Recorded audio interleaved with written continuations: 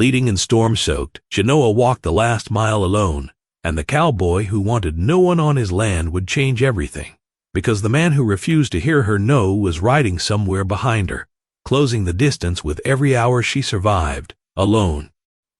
She had left her own fire 2 nights before with one woven bag, one decision, and a bruise blooming along her cheekbone that had not finished darkening. She did not run because she was weak. She ran because she would rather cross an empty valley in a storm than let her own people bleed, keeping her safe from a man who believed a woman's no was simply an answer he hadn't beaten out of her yet. Ahead of her, through sheets of gray rain, a single lantern burned in a cabin window. She did not know the man who lived there. She only knew that if he turned her away, she would keep walking into the dark, and if he didn't, her whole life was about to bend around a stranger's gate, Arizona territory. Late summer of 1884. His name was Wyatt Ward, a widower who had built his ranch as a wall between himself and the grief that still lived in his chest. Her name was Chenoa, and she was running out of road. What happens between them over the next 10 days will decide whether the man tracking her finds a frightened woman alone, or a woman standing beside someone who will not move. Stay with this one to the end, because the line that breaks the whole story open isn't his, it's hers. The last hour of daylight was already gone behind the ridge when Wyatt rode back into his own yard, and even then, dust chased him the final quarter mile, carried on wind that smelled like rain that hadn't reached the valley floor yet. He'd been checking fence since sunup, the kind of long, silent work that let a man's mind wander into places he'd rather it didn't. Years alone had trained him to read trouble before it arrived. Loose rail, sagging gate posts, a gully cut too deep by last spring's runoff. He rode in, scanning the fence line out of pure habit, the way another man might check his own pulse. The cabin sat dark, except for one lantern he'd left burning that morning, and the quiet of the place, which usually settled something in him, only sat heavier tonight, the way it did on the anniversary days he never marked on any calendar but always knew. He slid off the horse in the barn, working through the routine with the same care he gave everything, now brushing down the animal's neck, checking each hoof, in no hurry to go inside to a cabin that held only him.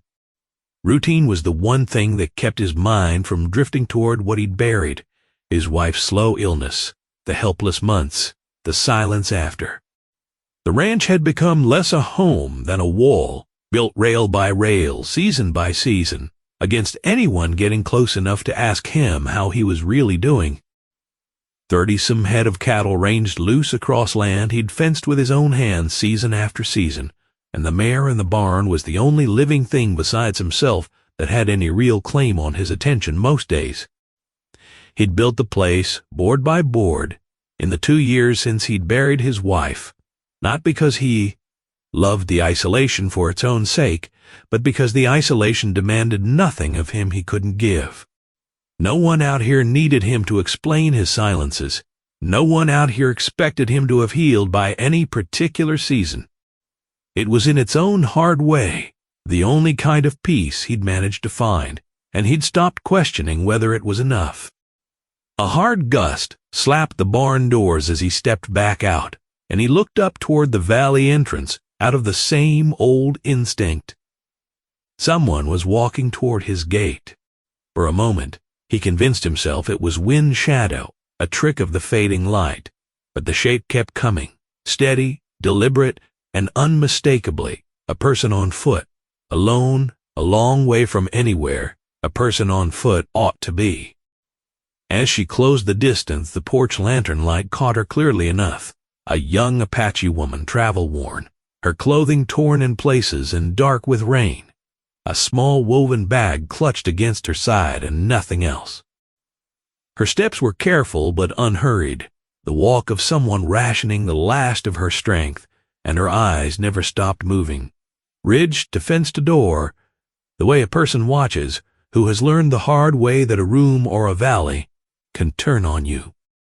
Wyatt stayed on the porch, one hand resting near the doorpost, not a guard stance exactly, but not an open one either. Close enough. Now he saw the swelling along her cheekbone, a fresh mark that hadn't fully darkened yet. His voice came out rougher than he meant it, the voice of a man who hadn't used it on another soul in longer than he could easily count. Evening. She stopped at the gate and steadied herself with one hand on the post. My name is Chenoa. I need a place to stay the night. He didn't answer right away. She held his eyes without fear, but without hope either. The way a person looks at you when they've already decided you owe them nothing and they're only asking anyway because the alternative is worse. He knew this stretch of the territory was empty for miles in every direction. Nobody walked up to a stranger's gate at dusk in a gathering storm unless every better option had already run out. Did something happen? He wanted to know. Her answer came even-voiced, careful with every word, the strain underneath it plain, if a person knew how to listen for it. And he did. I left a place where I wasn't safe. I won't bring trouble if I can help it.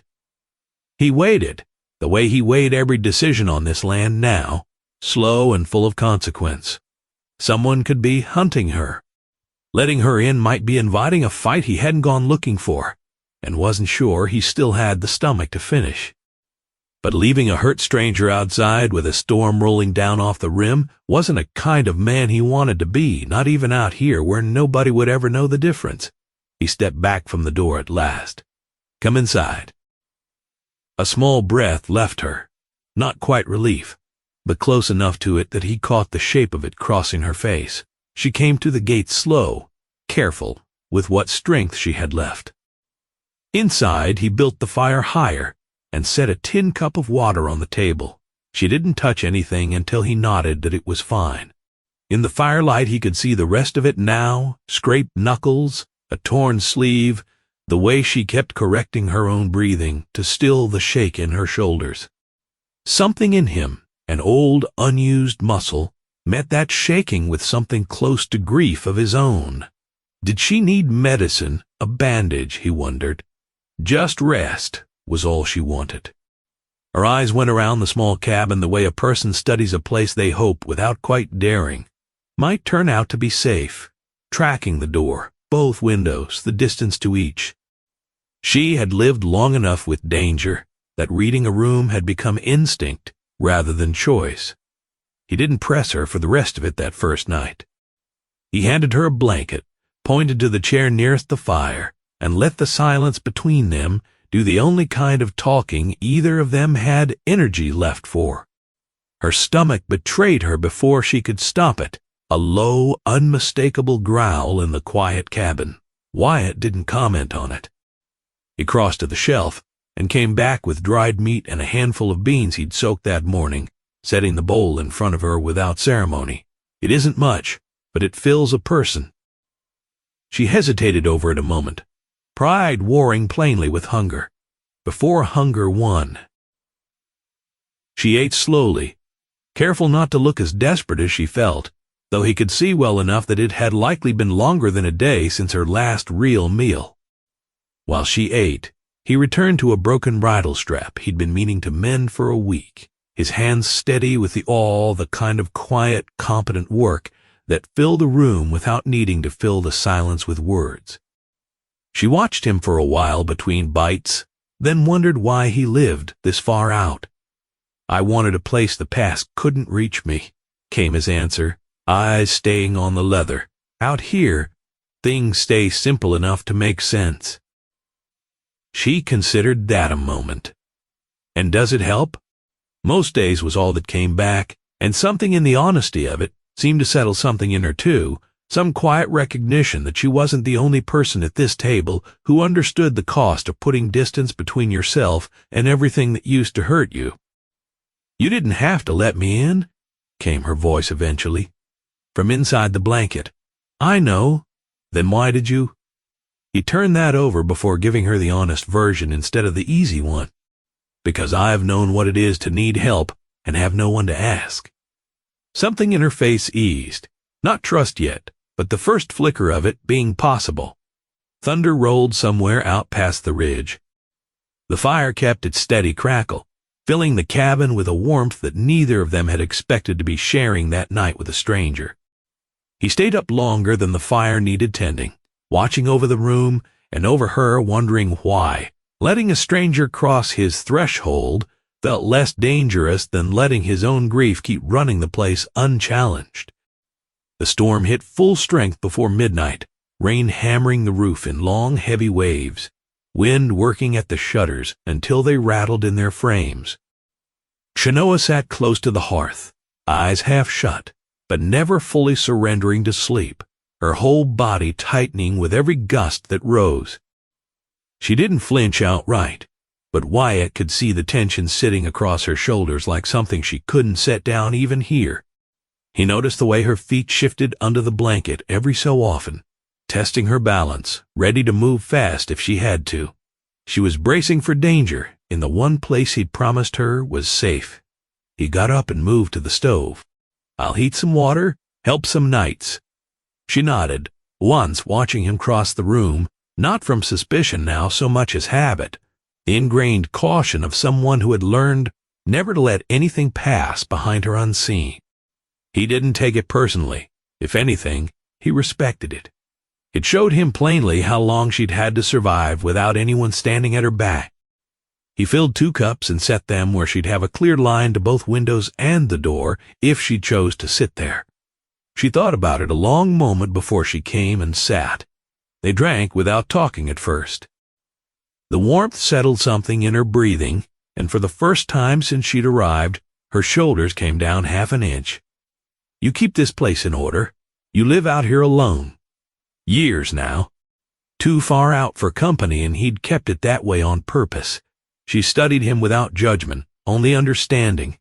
The particular understanding of someone who recognized a person choosing distance over the risk of losing something again. "And you," he wondered aloud, "traveling far?" "Far enough," came her answer, hands tightening around the cup. "I left my settlement 2 days ago. There was a man there who decided I belonged to him and wouldn't hear otherwise.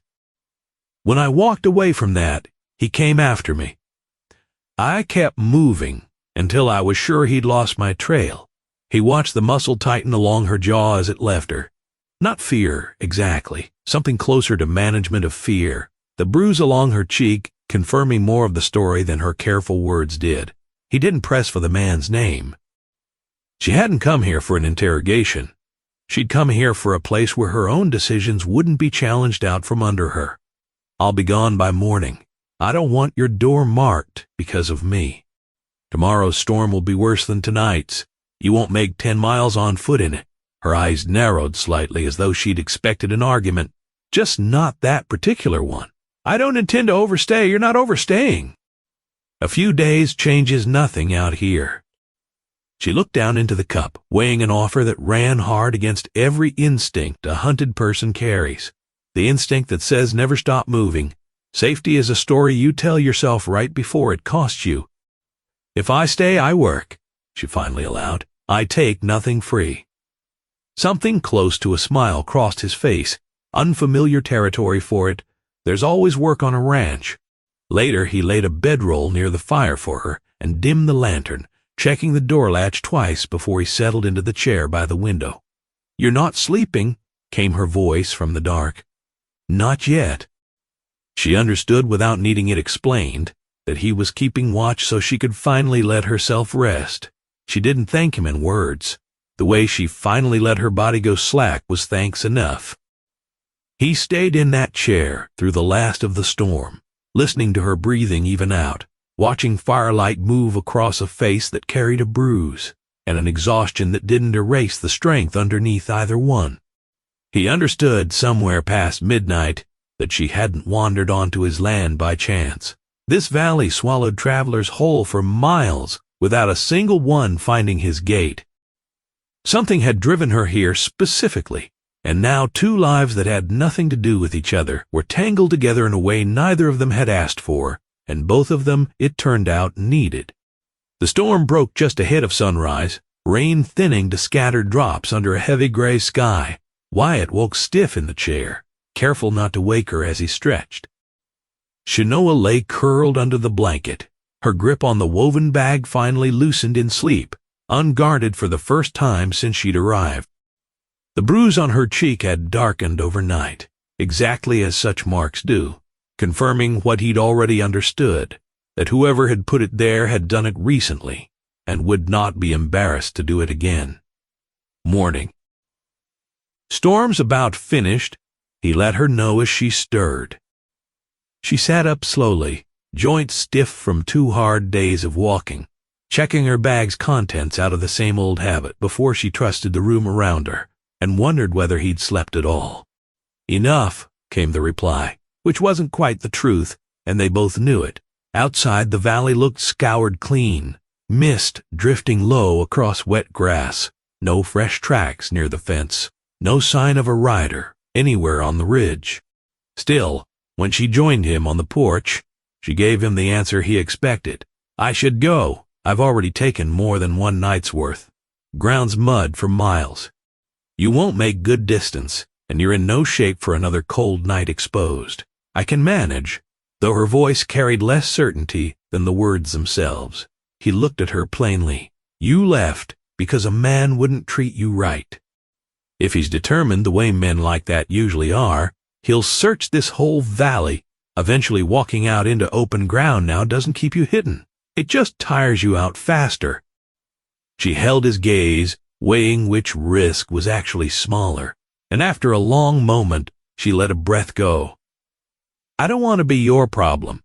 People are only a problem when somebody decides they're unwelcome. You're not unwelcome here. Her shoulders eased not fully, but enough that he saw. She believed he meant it. I can work, she put in again. If you stay, there's more than enough. Fence needs mending after the storm, and there's a mare in the barn with a cut on her hind leg that won't let me near it. At that, her whole posture changed, interest sharpening in her eyes. She walked toward the barn without waiting on his permission, moving across the wet ground like someone who trusted the land more than she trusted most conversations. He followed a few steps behind, watching how naturally she read the terrain, avoiding the soft patches without seeming to think about it at all. Inside, the mare shifted uneasily as they approached. Chenoa slowed, dropped her posture low and calm, and let a few soft words fall in her own language, low enough Wyatt couldn't catch them, even if he'd understood the tongue. The mare's ears turned toward the sound, and her skittering stopped. Chenoa reached the wound and studied it. It's inflamed. You've been trying to clean it yourself. She kicks. He got the bruises to prove it. You moved too fast for her, came the reply. You handle her like a man with a list of chores to finish. Horses feel that. He let out a short breath, half embarrassed, half amused, because she wasn't wrong.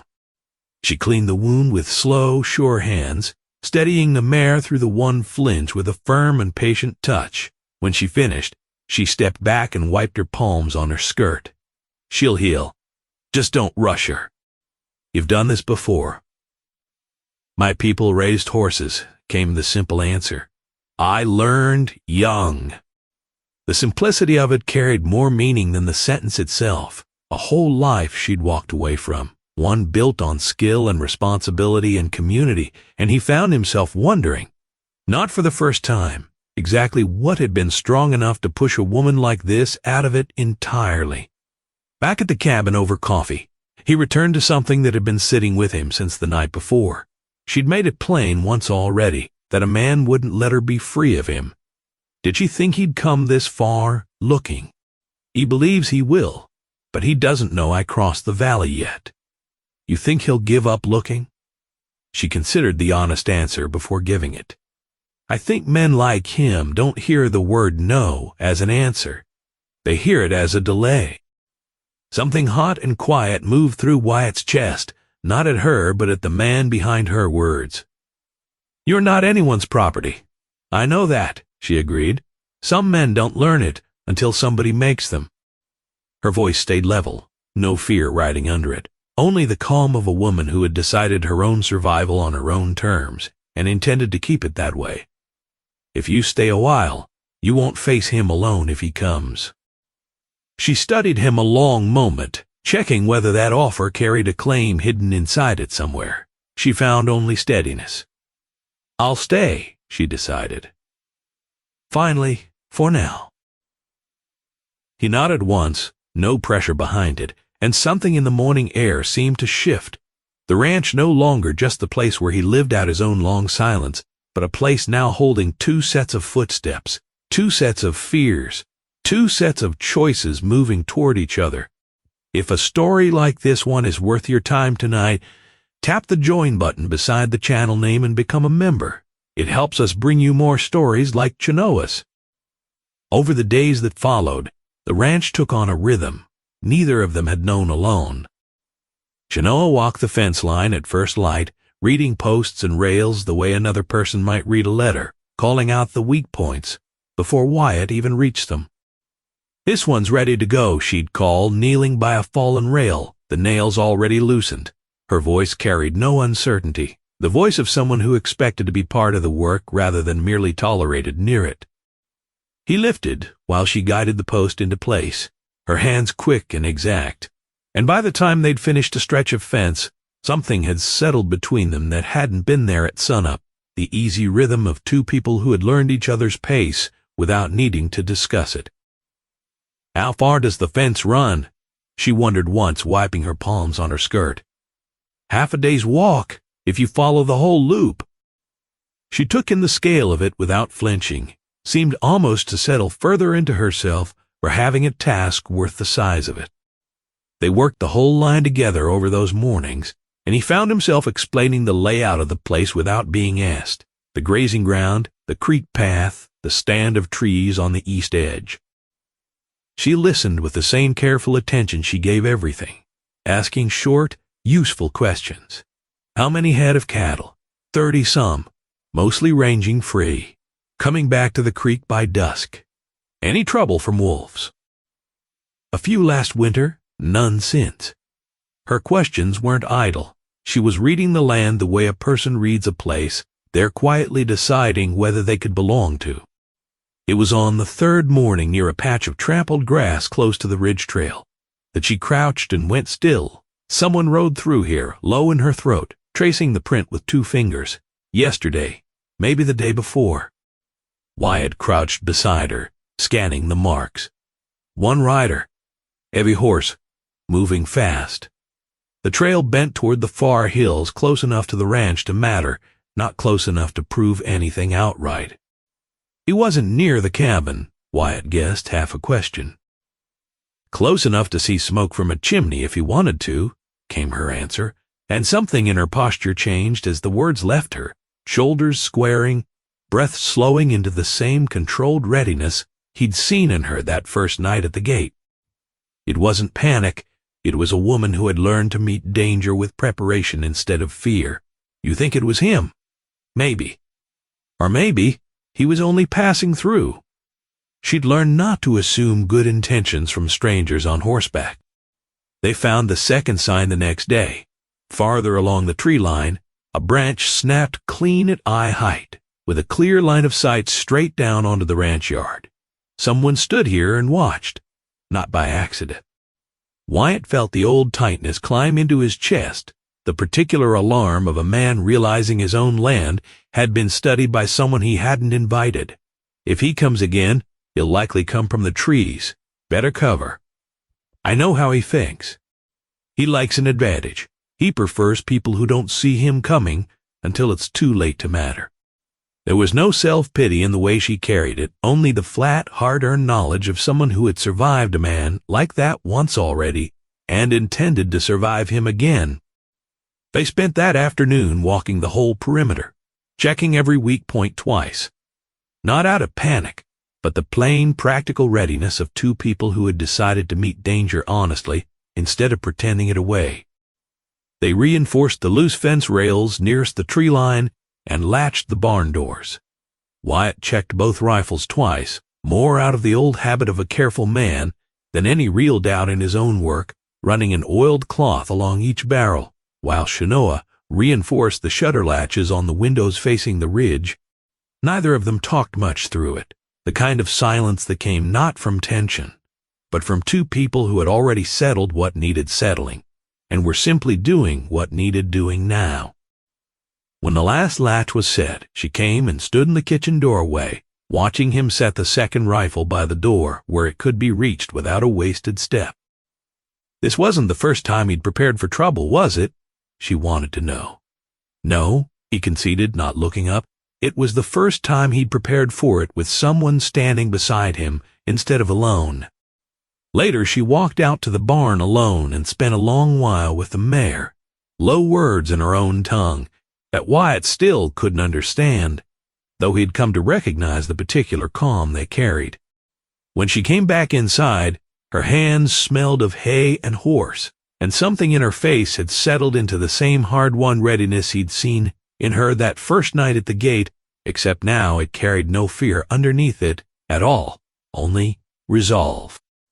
"We'll be ready." He set the second rifle down, and for the first time since she'd arrived, something almost like relief rode underneath her quiet answer. The next morning brought clear skies and a section of roof shingle the storm had torn loose above the back room, and they spent the better part of it working the ladder in turns, Wyatt up top setting boards, while Chenoa passed tools and nails from below. Calling out corrections he was, more often than he wanted to admit, glad to hear. When the last board sat true, he climbed down, slow wiping sweat from his brow with his sleeve. "You work like someone used to doing everything alone," she pointed out, watching him reach the ground. "I was," he conceded, "for a long time." "Not anymore," came her answer. No challenge in it, only a plain truth that landed somewhere deeper in him than he expected a simple sentence to reach. He carried that thought with him the rest of the afternoon while they cleared storm debris along the creek and talked, in pieces, about smaller things, the names of the hills, the way the light changed on the valley floor toward evening, the particular stubbornness of the mare. At one point she crouched at the water's edge and pointed out a set of deer tracks crossing toward the willows. A small group passed through in the night. 3, maybe 4. He watched her read the ground the way another person might read a page, and understood, watching her, that she wasn't simply passing through this place either. She was learning it the way a person learns a home. Later, mending a section of corral rail together, their hands falling into the same easy rhythm they'd found on the fence line days before, he wondered aloud, without quite planning to, what she would do if the man behind her simply stopped existing tomorrow. She considered the question with more seriousness than he expected from something ventured so lightly. "I would choose a place with purpose, at last. Not because I needed shelter from something, but because I wanted to build a life worth building." She looked at him then, direct and unguarded in a way she rarely allowed herself to be. "I think I may have already found it." The honesty in it struck him harder than anything she'd said since the night she first walked through his gate, and he felt something in his chest shift that he hadn't let move in years. The bruise along her cheekbone had begun slowly to fade by the end of that week, and something in her had begun to loosen alongside it. She talked more freely over meals, not everything, but pieces, given in her own time, and never pried loose. "The man who followed me isn't family," she let him know one evening, the firelight moving across her face. "He came from another band, decided I belonged to him, though nothing gave him that right. My own people didn't support him in it, but he never cared what they thought. When I refused him, he struck me, and, when I left, he followed." Wyatt listened without interrupting, the anger in him quiet and controlled, aimed entirely at a man he'd never met. So she left. The thought settled in him half to himself. "I left, so no one would have to bleed defending me.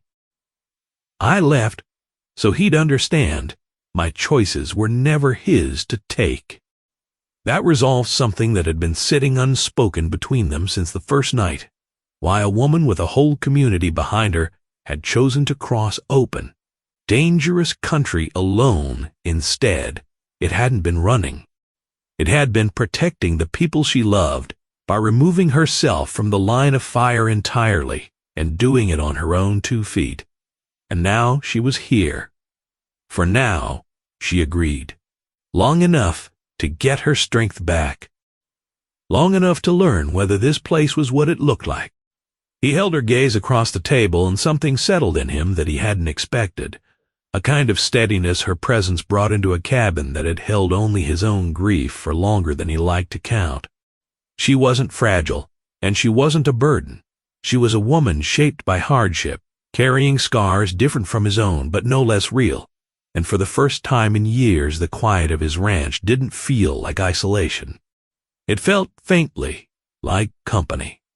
The work went on knitting the days together. She gentled the mare fully within a week, the animal nickering low and leaning into her hand each time she came near.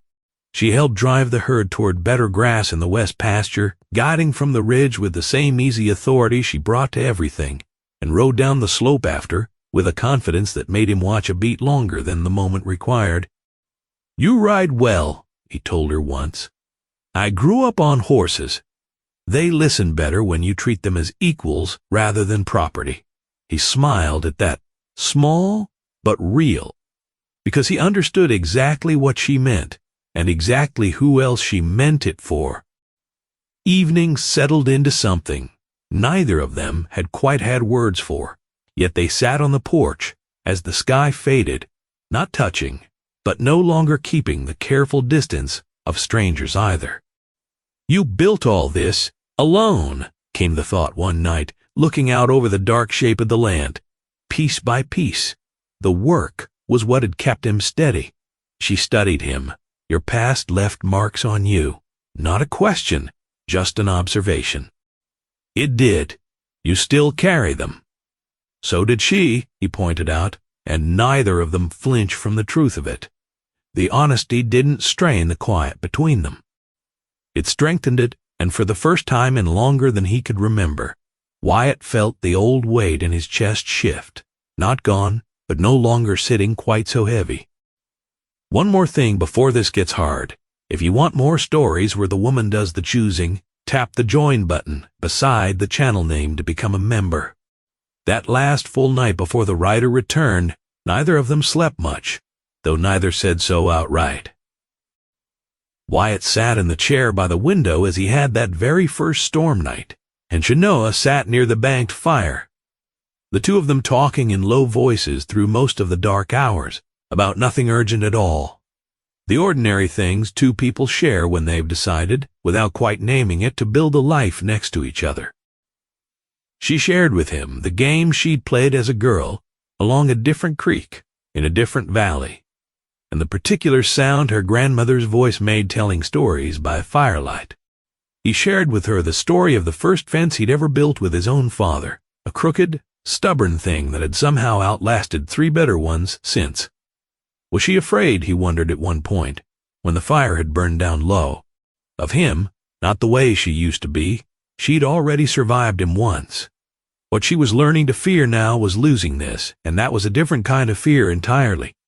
He turned that over in the quiet, and conceded he understood. That one better than he'd like to. She looked at him a long moment across the dim room. Then they were afraid of the same thing. Which ought to make it easier to face, not harder. Sometime past midnight, exhaustion finally caught up with her despite herself, and she drifted into an uneasy sleep near the fire, while he kept his place at the window, watching the dark ridge, the way he had every restless night since she'd arrived, except now the watching felt less like a solitary burden. Quiet work of a man guarding something he had already decided was worth guarding, with everything he had. The morning it happened began with a stillness that fooled neither of them. The wind had gone quiet, the sky scrubbed clean and blue, in a way that felt less like peace than like something holding its breath.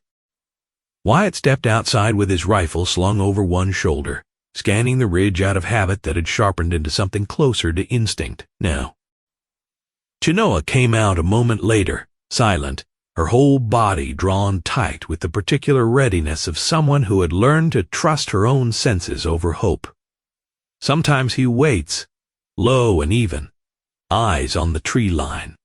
He likes watching people before they know he's there. Then he'd see they weren't hiding from him. They went about the morning's work with every sense pulled taut, When the cattle drifted unusually close to the barn, instead of ranging out toward the grass, Wyatt felt a chill move through him that had nothing to do with the weather. Animals heard things people couldn't. By the time the sun stood high enough to shimmer the far horizon, he caught the first sign himself, a small rise of dust behind the ridge, a single horse coming on hard and direct with the particular purpose of a rider who already knew exactly where he was headed. Chenoa's name left him, and she came out of the barn already, knowing, wiping her hands on her skirt with a calm that wasn't calm at all, only the practiced stillness of a woman who had waited 2 days across an open valley for precisely this moment to finally arrive. The rider slowed at the fence line, a broad-shouldered man in his late 20s, dark hair tied back, sitting his horse with the loose, arrogant ease of someone who had never once in his life doubted that the world would eventually give him whatever he decided he was owed. He let the horse stamp and turn a moment, taking in the ranch before his eyes settled on Chenoa, and stayed there. "Found you," he threw out, a smirk already forming. Chenoa stepped forward, chin level, her voice steady as stone. "Turn around and ride back the way you came. I don't take orders from you." She thought she'd just walk off and disappear. She belonged with him. Wyatt stepped down off the porch, unhurried, and simply made himself visible between the rider and the cabin. No shouting, no posturing, just presence. She doesn't belong to anyone. The rider looked him over with open contempt. "This doesn't concern you, cowboy. It does now." Chenoa shifted, just enough that Wyatt understood she wasn't stepping back, only reading how this man reacted to seeing her flanked instead of alone. Did he think he could protect her? The rider sneered. He didn't know the first thing about who he was dealing with. Wyatt didn't lift the rifle. He didn't need to. His voice carried the particular weight of a man who had already survived worse than this, and had long ago stopped being afraid of a confrontation. "You're on my land. You'll speak with respect, or you'll leave it." The rider's smirk cracked into something meaner. He'd come to take her back. Her own people had given him the right to it. Chenoa cut him off before Wyatt could answer. "No one gave you anything. You forced yourself on me and dressed it up as courtship. You ignored my no. Every single time I gave it, you aren't here for justice. You're here because you cannot stand a woman choosing her own freedom over you." His jaw tightened, fury flickering across his face. She'd walked away from her own people. She'd dishonored them. "I left so they wouldn't have to fight you on my behalf," she fired back. "I protected them by leaving. I owe you nothing, and I never did." He pointed at Wyatt without looking away from her. Did she think hiding behind a man made her strong? Chenoa stepped forward, closing the distance, until she stood level with Wyatt. Not behind him, beside him. "I don't hide behind anyone. I stand with someone who respects my choices. That is not the same thing, and you know it." The man's face darkened further, and he nudged his horse a half step forward, testing the fence line. Testing them. Wyatt's voice dropped, cold and level as a closed door. One more step, and he wouldn't like what happened next. The rider stopped himself, some last scrap of sense keeping him from crossing that line entirely. He'd regret this, he ground out. Wyatt gave back nothing but a single word. "Leave." The man's glare swung back to Chenoa. "This isn't finished." "It is because I said so." She held his gaze until something in him broke and turned the horse back toward the hills, dust kicking up in short, furious bursts behind him. Wyatt didn't lower his stance until the rider had shrunk to nothing against the horizon. Only then did Chenoa let out the breath she'd been holding, her shoulders trembling, not from fear this time, but from the sheer release of 2 days and 2 years of tension finally leaving her body all at once. "He wouldn't come back alone next time," she said quietly. "Then they'd be ready for that too," Wyatt promised, "and she wouldn't face him without him standing there again." She looked at him then, something new moving behind her eyes, relief tangled together with a connection she hadn't let herself feel until this exact moment. the weight of her own pursuit, no longer sitting only on her own shoulders. It was shared now freely, without a single condition attached to it. That evening, after the dust from the rider's departure had long settled into the valley floor, they sat together at the kitchen table over a meal neither of them had much appetite for, the day's adrenaline still working its way out of both their systems. He'd asked nothing of her that she hadn't already given freely. She said eventually, unprompted, her eyes on the window rather than on him. Her people were good people. It was only him who thought respect was something a man could simply take instead of earn. Wyatt turned his cup slowly between his hands. He'd never had the chance to know her kind of family, he admitted. His had been small and it was gone now. His wife's people had lived 2 territories over, and after she passed he'd let the distance grow until it swallowed the whole connection whole. Chenoa studied him a long moment. She'd heard her name once, in his sleep the night of the storm. He didn't flinch from it. Her name was Sarah. She'd been sick a long while before it took her, and he'd spent those months so afraid of losing her that he'd forgotten how to simply be with her while she was still there. After he'd built all this, so he'd never have to feel that afraid again. Chenoa reached across the table, not quite touching his hand, just close enough that he felt the warmth of it. Being afraid of losing someone isn't a reason to keep everyone out, she said gently. It's usually a sign they mattered enough to be worth the fear in the first place. He looked at her a long moment, something loosening behind his eyes that had been locked tight for 3 years. He knew that now. He thought he'd known it since the night she walked through that gate, and he let her in anyway. She didn't answer that directly, only let her hand settle fully over his, the first time either of them had chosen the contact outright, rather than let it happen by accident. Outside, the valley had gone fully dark, quiet, in the particular way it only ever was after danger had passed close by, and moved on without taking anything from you.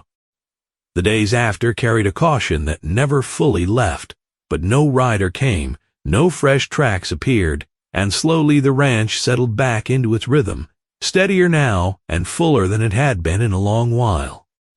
Chenoa checked the mare's wound each morning, watching it close cleanly under her care. She'd done good by her, Wyatt observed one day, leaning in the stall doorway. She just needed time. Animals don't fight healing when someone treats them with patience. He understood the second meaning, riding under the first one, whether she'd intended it or not. Patience with wounds was something he'd spent years avoiding, most of all with himself. They sat on the porch steps that afternoon, comfortable space between them that no longer needed explaining. He'd built all this from nothing, she said again, softer this time, piece by piece. It was what had kept him from coming apart entirely. She turned the thought over. Strength was only worth something if it didn't harden a person all the way through, she said. She didn't want to live afraid for the rest of her life. She wanted to live at peace. He told her she could find that here. No hesitation in it now. No second-guessing his own willingness to share this ground he'd spent years guarding from everyone alive. At the creek 2 days later, they knelt together to refill the water buckets, the afternoon sun laying warm across the water. Chenoa stepped onto a flat stone at the bank, watching her own reflection scatter across the ripples. Before she came here, she said, she hadn't known anymore where she belonged. He crouched beside the water and waited. She was still learning it. She went on, her voice low but sure of itself. But this place felt like something she'd never expected to find. He'd given her safety, without conditions attached to it.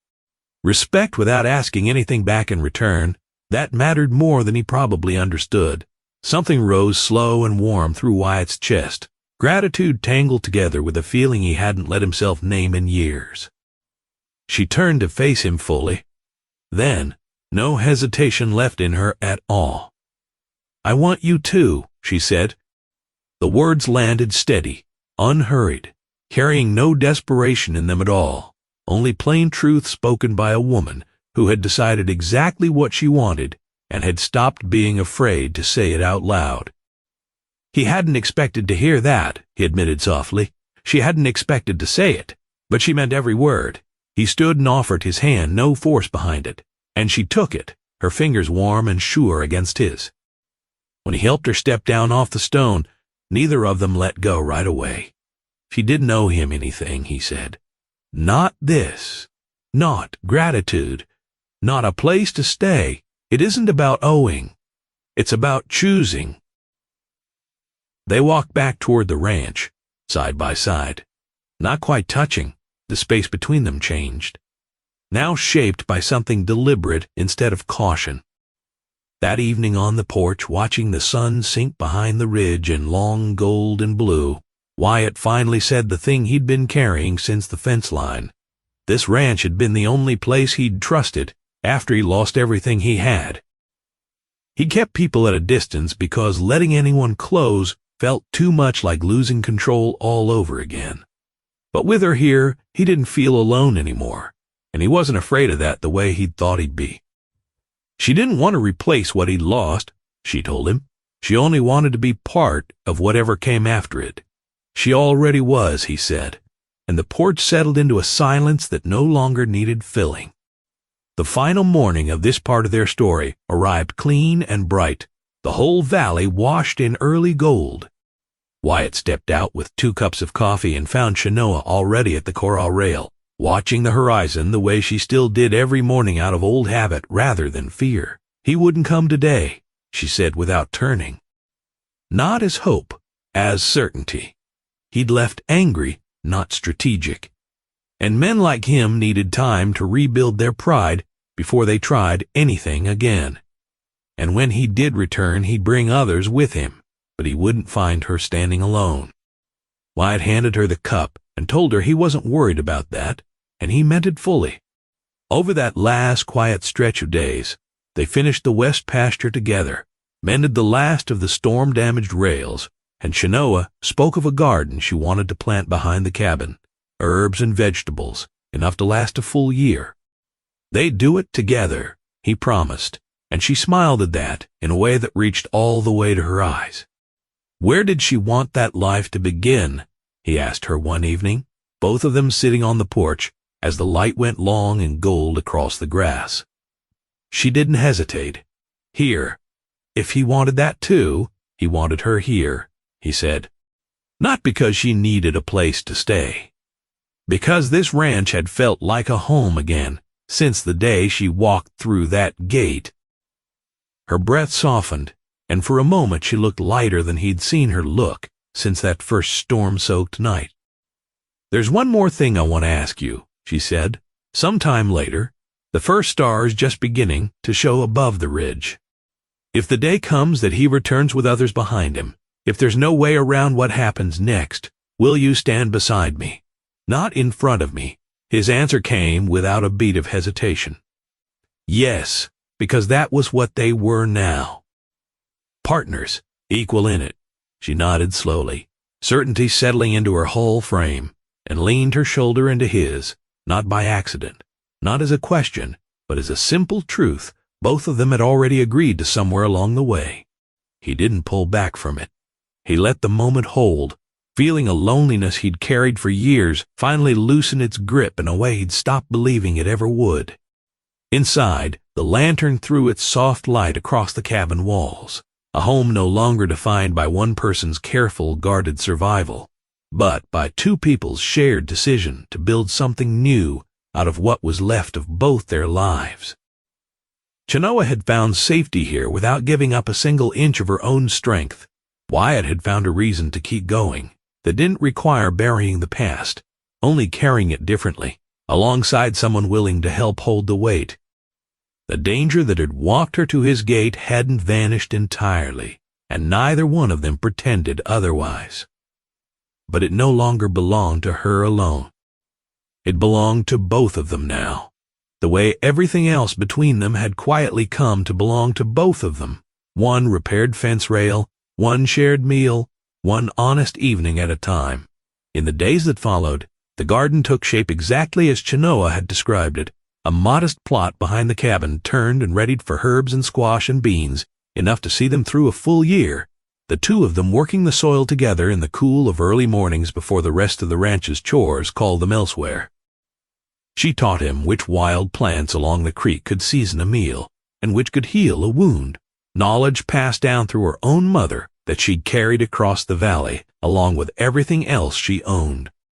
He taught her, in turn, the particular quiet satisfaction of watching something you'd built with your own hands hold steady through a season, a kind of patience that matched her own. Neither of them spoke of the future in grand terms, no promises carved into anything more permanent than the understanding that had grown quietly between them, day by day, fence rail by fence rail. It was enough, for now, to know that when morning came they would rise into a life they had both chosen freely, without conditions, without one of them owing the other anything at all, beyond the plain, steady fact of wanting to stay. They sat together on that porch until the last of the light went out of the sky, and the first true star stood clear and steady overhead, her shoulder against his, the valley stretched out dark and quiet, and for the first time in either of their long-guarded lives, entirely unafraid. Chenoa had walked 2 days across open, dangerous country to reach a stranger's gate, with nothing but a bag and a decision. She left with a life she had chosen, herself standing beside a man who had chosen just as plainly to stand beside her. If Chenoa and Wyatt's story found something in you tonight, give this video a like, leave a comment telling us where in the world you're watching from, and subscribe so you don't miss the next one. And if you want to help keep these frontier love stories coming, tap the join button right beside the channel name to become a member. Every bit of it helps more than you know. Thank you for riding along with this one all the way to the end.